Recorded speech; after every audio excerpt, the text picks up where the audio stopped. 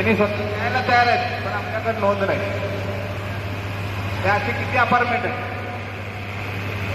तर अपार्टमेंटची आकारणी आपण करतोय, पण शिळगी भागातले जे महोदय सांगतायत मागणी अपार्टमेंट, ते मागणी अपार्टमेंटचं बांधकाम परवाना आणि वापर परवाना रद्द झालेला असल्यामुळे जो बिल्डर होता तो काम अर्धवट टाकून पळून गेलेला आहे.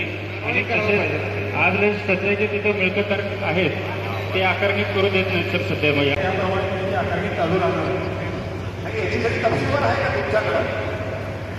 तपशीलवार आता सध्या माहिती उपलब्ध नाही आहे. मग कधीपर्यंत येऊ शकता तुम्हाला?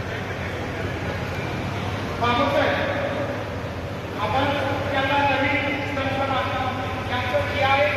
वापर करून त्या ठिकाणी आपण बांधकाम सर्वेक्षण करून ते नवीन इमारतीचे कधी आपल्याला वेळ नसते ती सोडण्यासाठी आपण गॅस यंत्रणाचा वापर करण्याचा एक काम आणि काही लोक घरगुती लागवड त्या ठिकाणी कमर्शियल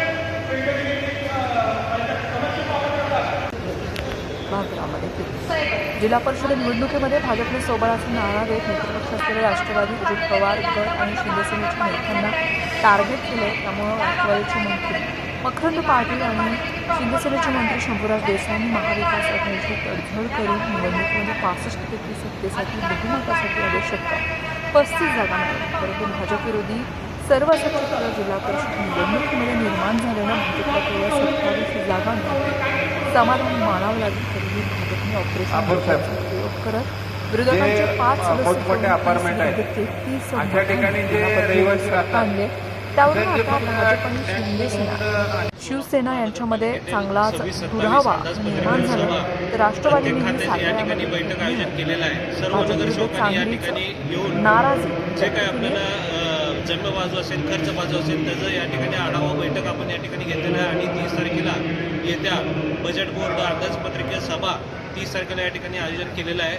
तरी सर्व नगरसेवकांनी या ठिकाणी येऊन आपल्याला याचा लाभ देण्यात यावा असं विनंती आवाहन करतो.